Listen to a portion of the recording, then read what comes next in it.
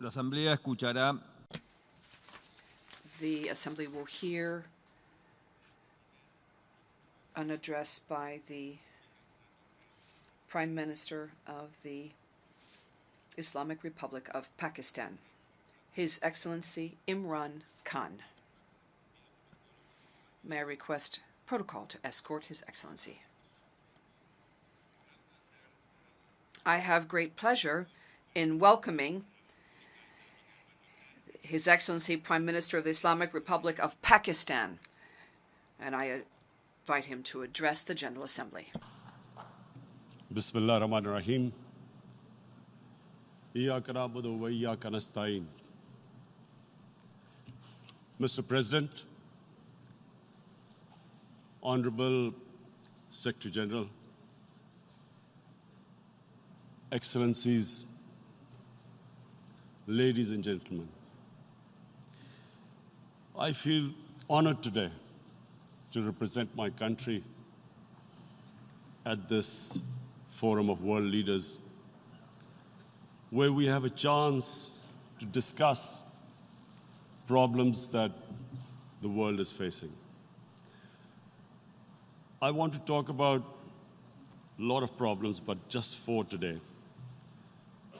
And I especially came to this forum despite a difficult time in my country, facing challenges. I would not have come, but because I feel that there are some very urgent problems which the world must address. So first of all, I start with climate change. So many leaders have talked about climate change. But Mr. President, I feel that there is a lack of seriousness. Perhaps world leaders some of the leaders who can do a lot, do not realize the urgency of the situation.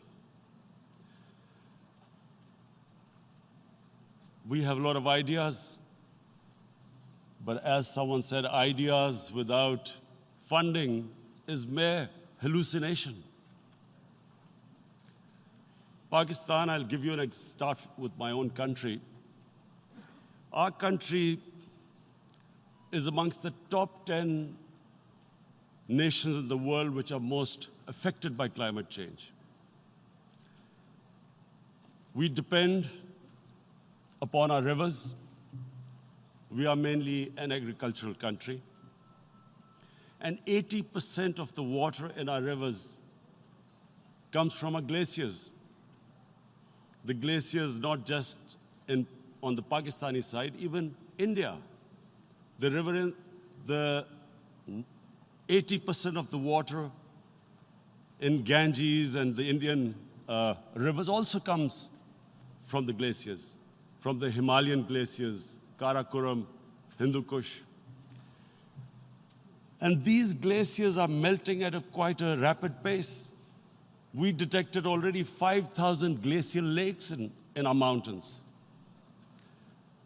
And if this keeps going, if nothing is done, we are scared that humans are facing a huge catastrophe. In my country, when my party came to power in the province of KP, we planted 1 billion trees in 5 years. Now we've set ourselves a target of 10 billion trees in Pakistan. Idea being to counter the effects of global warming. But one country cannot do anything. This has to be a combined effort of the world. My optimism comes from the fact that the Almighty has endowed humans with great powers. We can do anything, provided our survival instinct is stirred up. And this is really what I hope that the United Nations will take a lead in this. There must be more emphasis. Richer countries must be pushed. Countries that are responsible for greenhouse gas emissions. They must be pushed because our country contributes minuscule amount to greenhouse gases. So I feel that the United Nations must take leadership in this. My second issue for me right now is even more critical. Mr. President, every year, billions of dollars leave the poorer countries and go towards rich countries. Billions of dollars siphoned off by the ruling elites of the developing world. And they find their way into Western bank accounts, offshore accounts, tax havens, expensive properties hidden behind companies bought in Western capitals. Mr. President, this is devastating the developing world. This is causing more poverty, debts. It's impoverishing the developing world. The difference between rich and poor countries is growing because of this. Money laundering, which happens because money leaves the poorer countries into rich countries, is not treated the same as, for instance, money from drugs or terror financing. The seriousness which terror financing and money from drugs, the way it is treated, it's not the same. The way the poor countries are being plundered by their elites. It's not happening. In my country, when I took charge of our government a year back, in the 10 years preceding that, our total debt went up 4 times. The debt we had accumulated in 60 years, just in 10 years, it went up 4 times. As a result, the total revenue we collected in 1 year, half of it went into debt servicing. How are we going to spend money on our human beings, 220 million people, when half the money is going into debt servicing? Because our country was plundered by the elites, the ruling elite. And easily they could get the money out. And when, Mr. President, we located properties in Western capitals bought by this money through corruption and money laundering, located the properties of these corrupt leaders, we find it so difficult to retrieve it. That money, if we retrieved that money, we could spend on our human beings. But it's so difficult. The laws protecting these criminals. We do not have the sort of money to have expensive lawyers and spend millions and millions of dollars. We need help from the rich countries. And, Mr. President, it's critical. The rich countries must show political will. They cannot allow this to happen. How can the poor countries spend money on human development, which the United Nations asks, SDG? How are we going to do it when this money can easily leave our countries? So, unless the rich countries intend to build walls to stop economic refugees coming as we see right now, they must take action. They must take action now. It must be a deterrent. Corrupt ruling elites should not be able to take money out easily and park it into foreign bank accounts and into these properties abroad. And I never understand why. Why do we have these tax havens? Why is this allowed? Why shouldn't rich people pay taxes?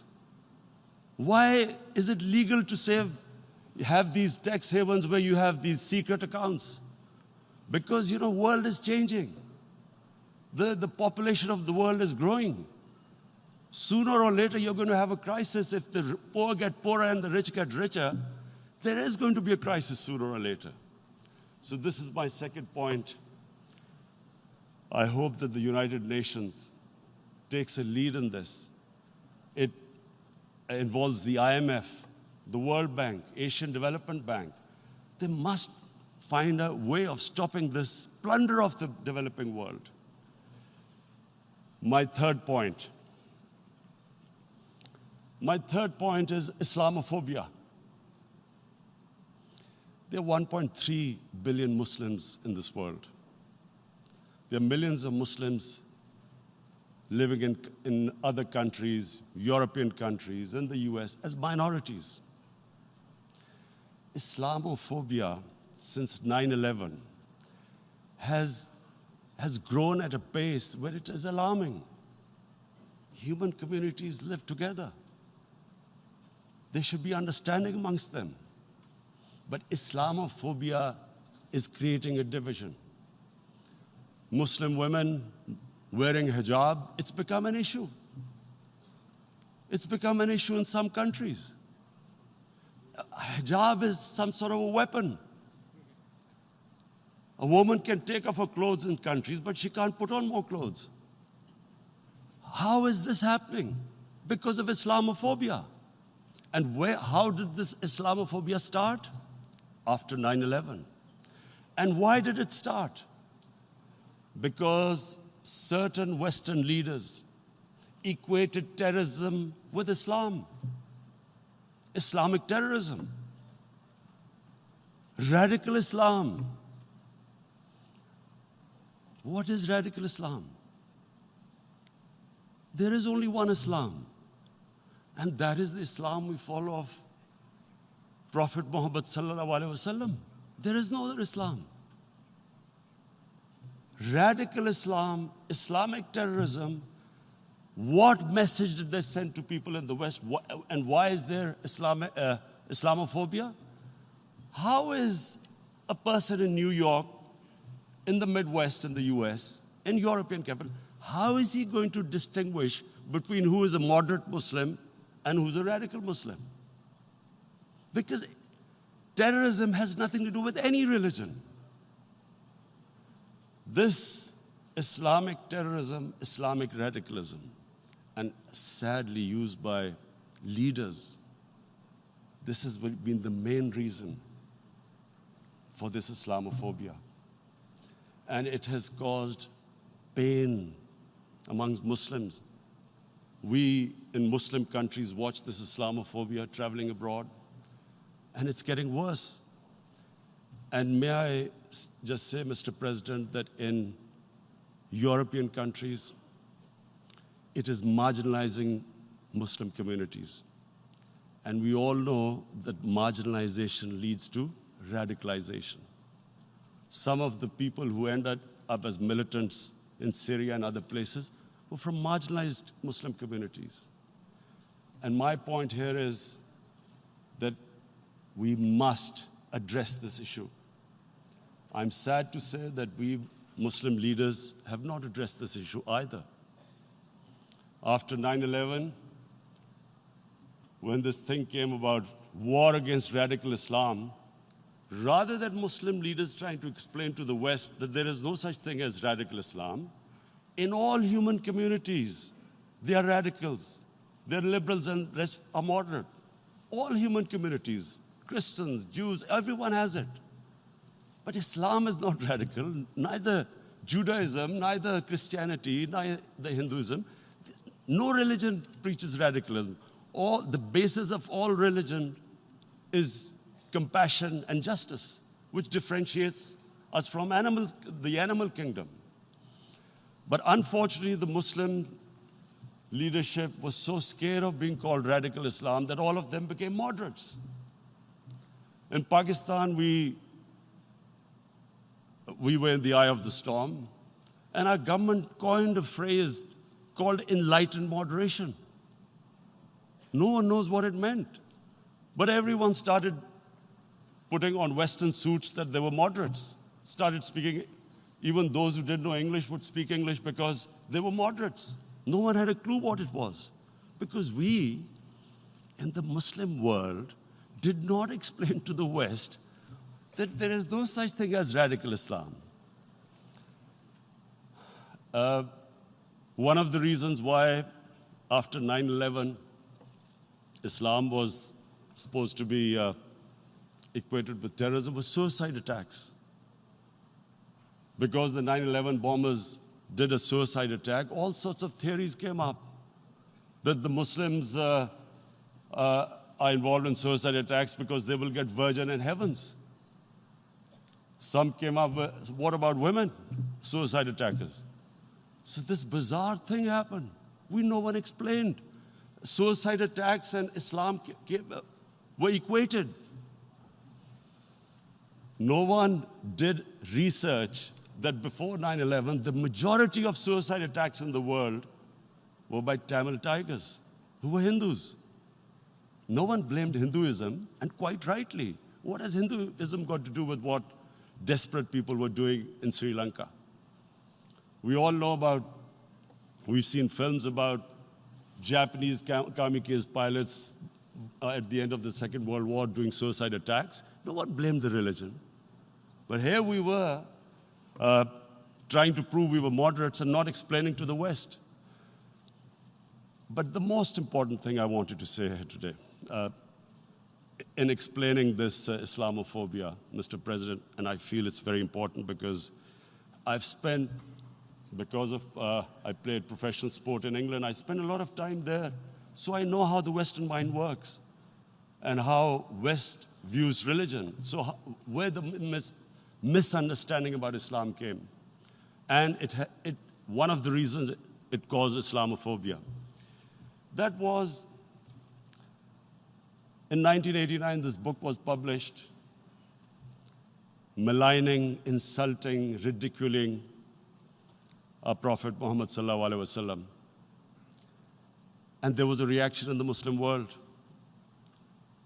The West couldn't understand what was the problem. Because in the West, because I have spent so much time in the West, religion is perceived completely differently. They don't look upon religion like we do. And so, Islam was supposed to be an intolerant religion. It was against freedom of expression. And Islam took a real beating 30 years ago. I still remember it became a watershed. And every 2 or 3 years, someone would malign our Prophet, peace be upon him. There would be a reaction by the Muslims. And again, it was Islam, an intolerant religion. Again, this time, I blame a certain section of the people in the West who deliberately provoked this, knowing the impact it would have. But the majority of the people in the West didn't understand. This is where, again, Muslim leadership let the Muslims down. We should have explained to them what our Prophet, peace be upon him, means to us. So in 1 minute, I'll try and explain what he means to us. Our Prophet was the witness to the divine book, the Holy Quran. The Holy Quran is the book of guidance for Muslims, and the Prophet's life was living the Quran. He was an example of what the Quran guided us to be. So he is the ideal we all try to get to. The Prophet created the state of Medina, the first state in Islam. That state was the basis of a Muslim civilization which became the predominant civilization for the next 700 years. And what was that state? I hear such strange things about Islam, that it is against women, it's against minorities. The first state of Islam in Medina, it was the first time a welfare state was set up. The state took responsibility of the weak, widows, orphans, poor people, handicapped. It taxed the rich, spent the money on the poor. The state announced that all human beings are children of Adam, hence equal, whatever the color of their skin. The state announced, the Prophet announced that, and slavery, the whole system depended on slavery as it did for many years in the Western societies. The Prophet said that one of the greatest deeds is to free a slave. But because the society depended on slavery, he said, but if you have to, treat them as an equal member of the family.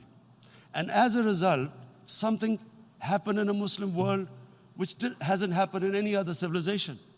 Slave dynasties appeared. Slaves became kings. The Mamluks, slaves who ruled Egypt. In India, there were slave dynasties. And then, with minorities, again, you hear that Islam is supposed to be against minorities. Let me just make this clear. In Islam, the Prophet announced that everyone was free to practice his religion. It was a sacred duty to protect the places of worship of all religions. He announced that every person is equal in front of law, whatever his religion or his color. And this incredible case, and I always quote this, that the fourth Khalifa, the head of state of Medina, he lost a court case against a Jewish citizen. So, number one, it showed there was a rule of law, no one was above law. And number two, that a Jewish citizen was an equal citizen. So, Mr. President, when a Muslim society is unjust to its minorities, it is going against the religion of Islam and our Prophet, peace be upon him. So, it is important to understand this. The Prophet lives in our hearts. When he's ridiculed, when he's insulted, it hurts. As we human beings understand one thing, the pain of the heart is far, far, far more hurtful than physical pain. And that's why the Muslims react. And I always thought that if I ever had the stage, I would try and explain this to the world community, especially to the Western community, because having lived in the Western community, people didn't understand this. When I first went as a teenager to England, there was a comedy film on Jesus Christ.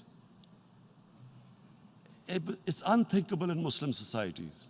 So we need to explain that, look, in a human community, we must be sensitive to what causes pain to other human beings. We have, in the Western society, and quite rightly, the Holocaust is treated with sensitivity because it gives the Jewish community pain. That's all we ask, that do not use freedom of speech to cause us pain by insulting our holy prophet. That's all we want. And now, the number fourth point, Mr. President, and this is the most critical point, is the reason why I especially came here. It is about what is happening in Kashmir. Before I go on this, I want to make one thing clear, that when we came to power, my first priority was that Pakistan would be a country which will try its best to bring peace. We had been through this war on terror. We joined the United States war on terror after 2001. And Pakistan went through one of its worst periods where 70,000 Pakistanis died and over 150 billion was lost to our economy.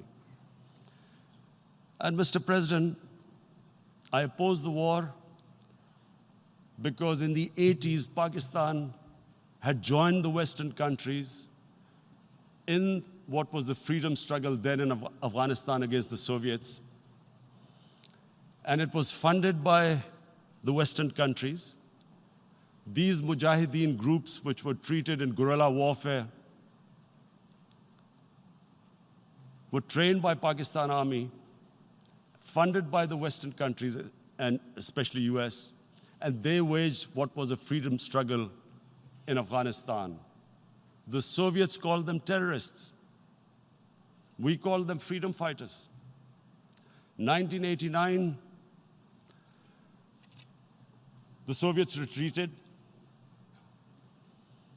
The Americans packed up and left. Pakistan was left with these groups. Come 9/11, Pakistan joined the United States in this war on terror.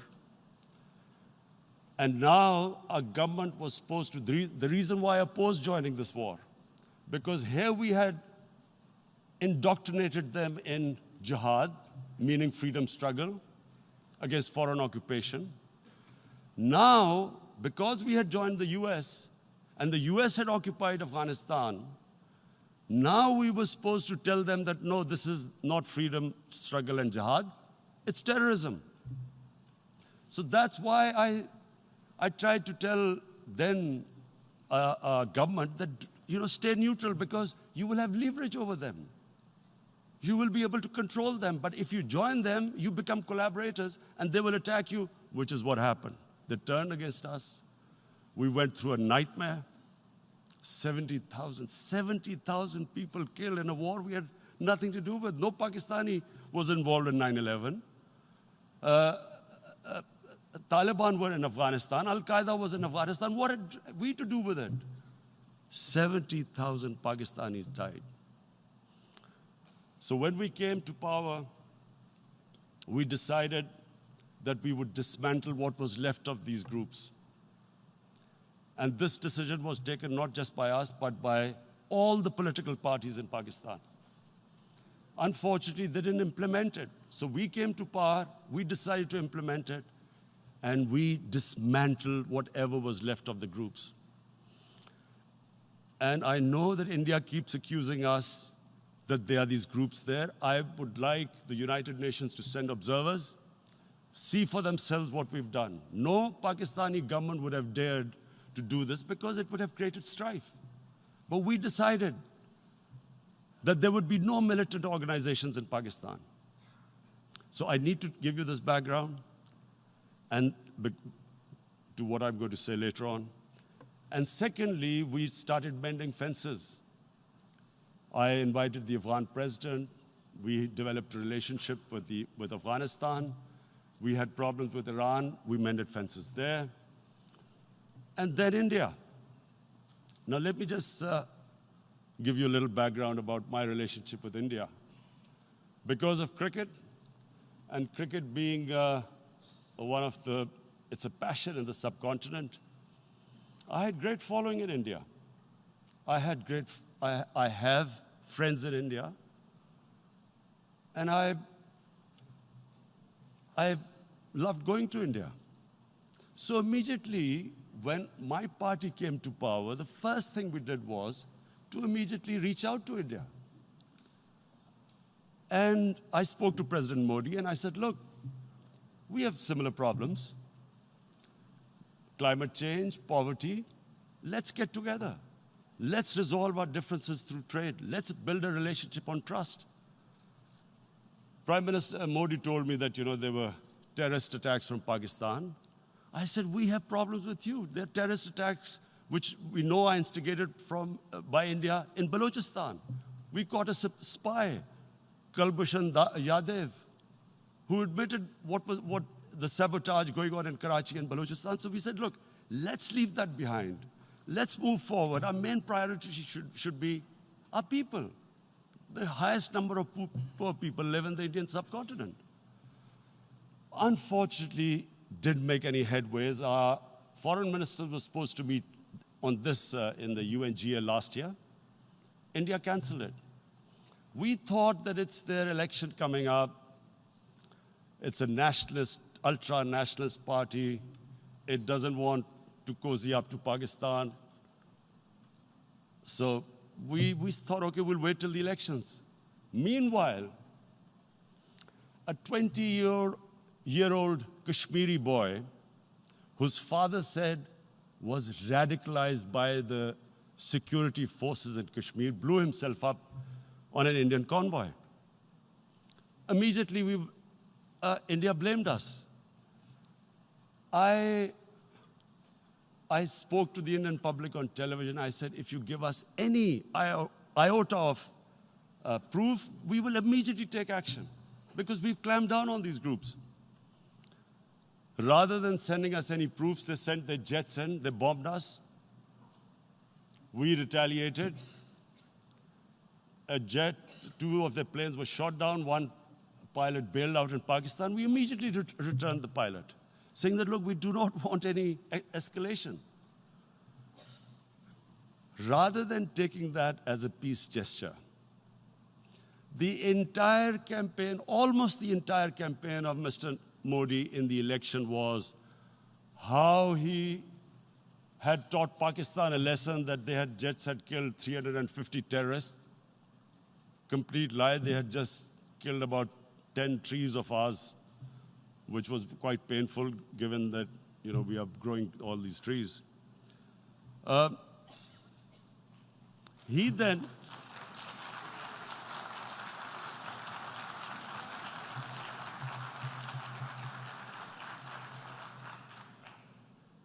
the election campaign, Mr. Modi used words like, this is just a trailer. The movie is about to start.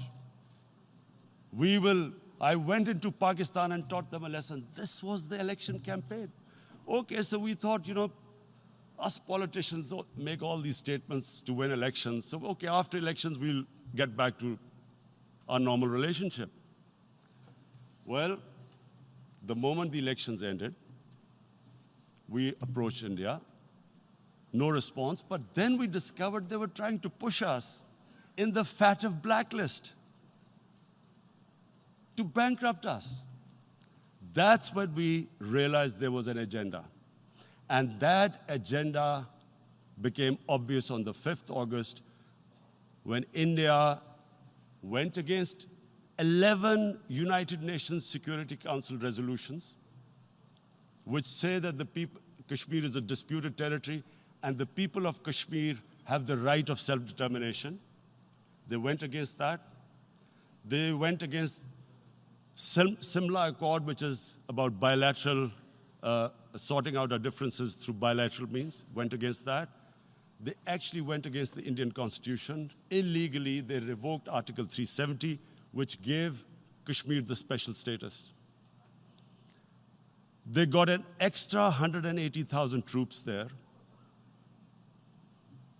Total number of security forces in Kashmir now are 900,000. And they put 8 million people of Kashmir under curfew.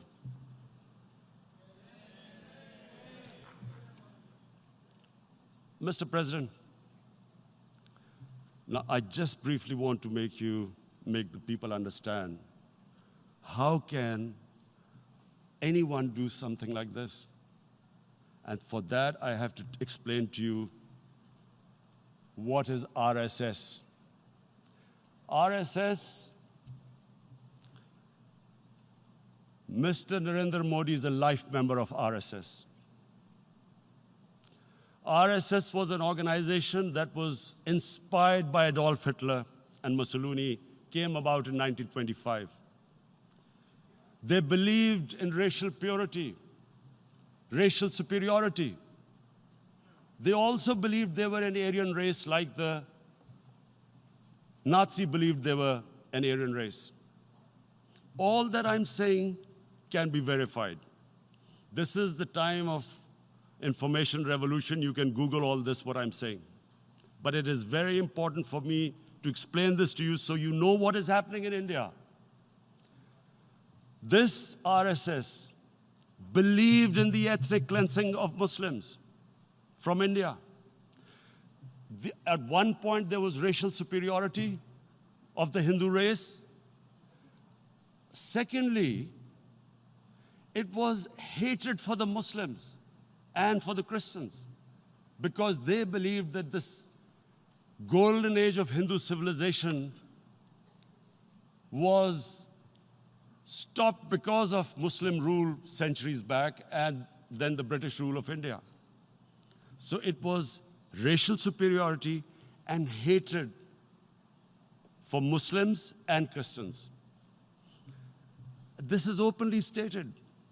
You look at the founding fathers of RSS, Golwalkar and Savarkar. Just Google them and you'll find out.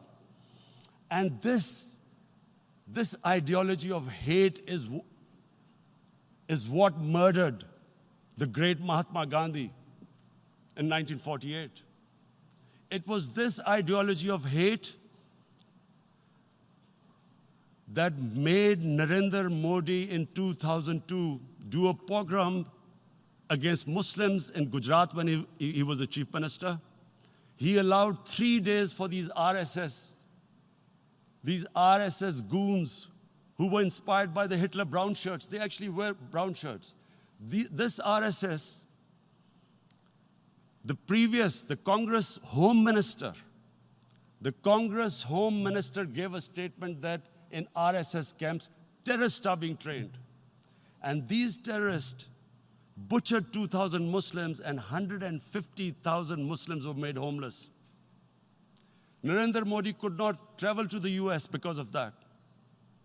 And I need to make you understand this background before I explain to you that what sort of a mindset would lay siege to 8 million people with 900,000 troops.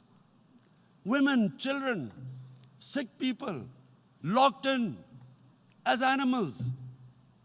In fact, of what I know of England, if 8 million animals were locked in, the RSPCA would have made a lot of noise about it. These are human beings.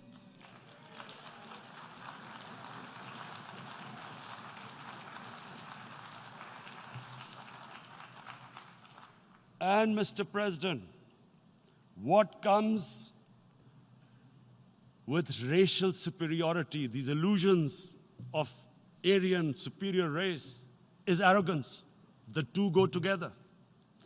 And it's arrogance that makes people make mistakes and do stupid things. Cruel things like what Narendra Modi has done. It's sheer arrogance. And it's arrogance that has blinded him from the fact that what is going to happen when the curfew is lifted? Has he thought about it? This hasn't been thought through. What is he going to do when he lifts the curfew? Does he think that people of Kashmir will quietly accept the status quo because India has changed the constitution and taken away the special status? They'll accept that? Mr. President, 100,000 Kashmiris have died in the past 30 years because they were denied the right given by the United Nations, the right for self-determination. 100,000 have died and 11,000 women have been raped. There are 2 United Nations human rights reports on this. The world hasn't done anything because India is a huge market, 1.2 billion people. Sadly, the material prevails over the human. But this has serious consequences. Again, I repeat, that's why I'm here. Look, what is going to happen when the curfew is lifted will be a bloodbath. The people will come out. There are 900,000 troops there. They haven't come to, as Narendra Modi says, he's done this for prosperity of Kashmir. This is supposed to be for the development. These 900,000 troops, what are they going to do when they come out? There'll be a bloodbath. Has he thought it through what happens then?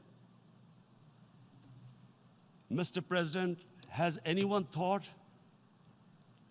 that what happens when there is a bloodbath? What do you think the impact will have on people of Kashmir? What do you think they will think? The way they have been boxed in their houses, treated like worse than animals, no rights. Thousands of all the political leadership has been arrested, taken out of Kashmir. Even those Kashmiri leaders who were pro-India have been taken out. 13,000 boys have been picked up and taken to God knows which destinations. So what do they think? What will the people of Kashmir do when they lift the curfew? They will be out in the streets. And what will these soldiers do? They will shoot them. They've already used pellet guns, blinded young boys. In the last 6 years, the 5 years, the oppression that has gone on in Kashmir. And so, Kashmiris will be further radicalized. Mr. President, there will be another Pulwama. And guess what? India will blame us. They're already blaming us. They're saying all this is happening because of Pakistan. One of their defense ministers said, there are 500 terrorists lined up on the border to go in. Why would Pakistan send 500 terrorists when there are 900,000 troops? What impact are they going to make? What will they do? And why would? Don't we know that the moment there is some terrorist attack, all that will happen is there'll be further cruelty and oppression of the people of Kashmir. We will just give the 900,000 troops to further crush the people of Kashmir. And then we'll give the Indian government an excuse that, look, Pakistan is a terrorist state, and this mantra that has gone on, Islamic terrorism. The moment you use this catchword, Islamic terrorism, the whole world turns away. No one talks about human rights. You can do whatever you want, which is what has happened in Kashmir, because they keep using this word, Islamic terrorism. And this is what they're doing right now. What do we benefit from further increasing the cruelty on the people of Kashmir? And why would we want this?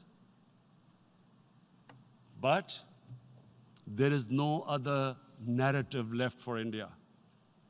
As when they lift the curfew, whatever happens, Pakistan will be blamed, and there is always a danger of another Pulwama. They might come and bomb us again, and then another cycle might start. And what does Narendra Modi think? That 180 million Muslims of India are thinking right now.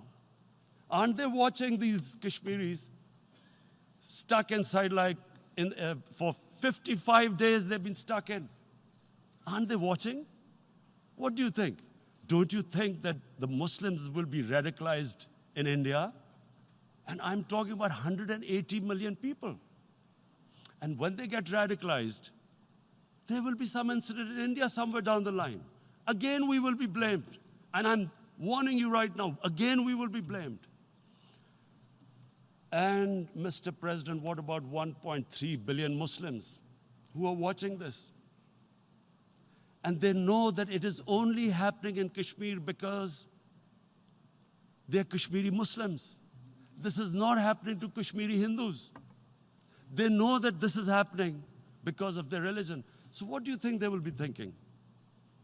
What do you think the Jewish community would think if there were, forget 8,000 Jews stuck like this? What do you think Europeans would think? What do we think? I mean, any human community, if their members are stuck like that, what do you think they will think? Are we a children of a lesser God? Is it not going to cause us pain? And then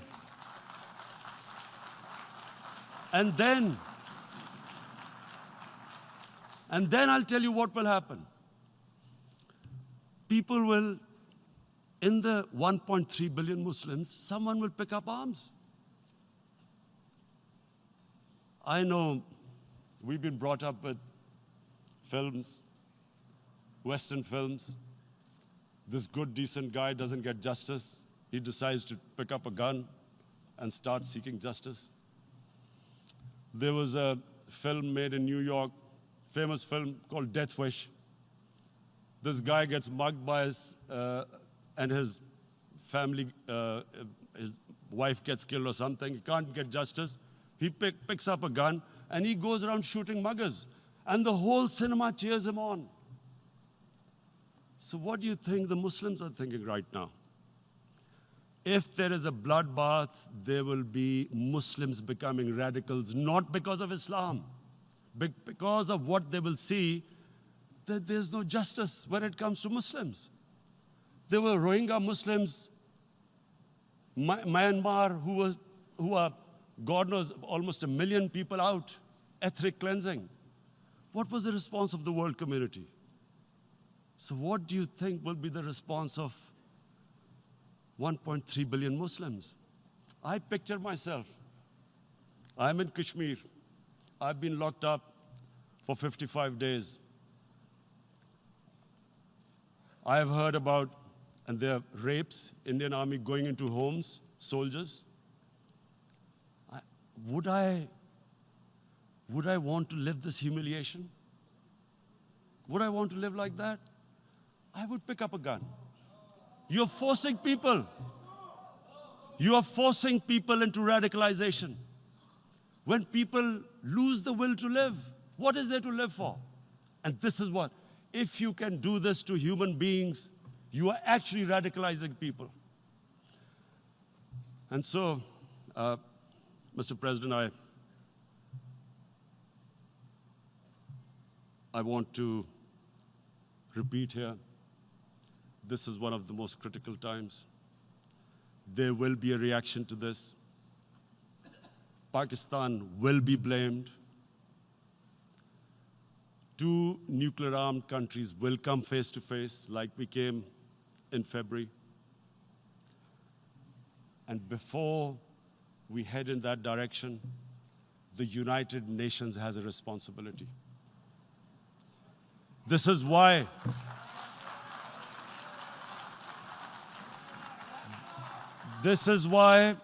the United Nations came into being in 1945.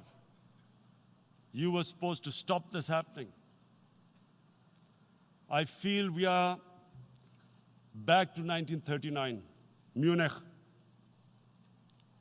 Czechoslovakia has been taken, annexed. What is the world community going to do? Is it going to appease a market of 1.2 billion, or is it going to stand up for justice and humanity?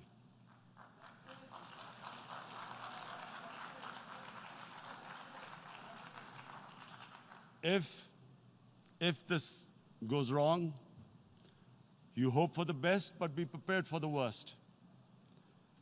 If a conventional war starts between the 2 countries, Mr. President, if a conventional war starts, and anything could happen, but supposing a country 7 times smaller than its neighbor is faced with the choice, either you surrender or you fight for your freedom till death, what will we do? I ask myself this question. And my belief is, La ilaha illallah, there is no God but one. And we will fight. And when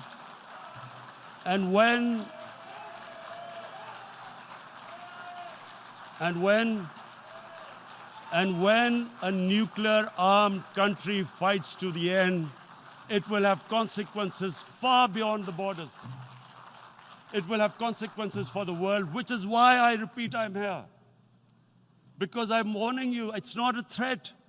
It's a fair worry that where are we headed? And I've come here to tell the UN, you've got to, this is a test for the United Nations. You are the one who guaranteed the people of Kashmir the right of self-determination. They are suffering because of that. And this is the time. This is the time not to appease like in 1939 appeasement took place. This is the time to take action.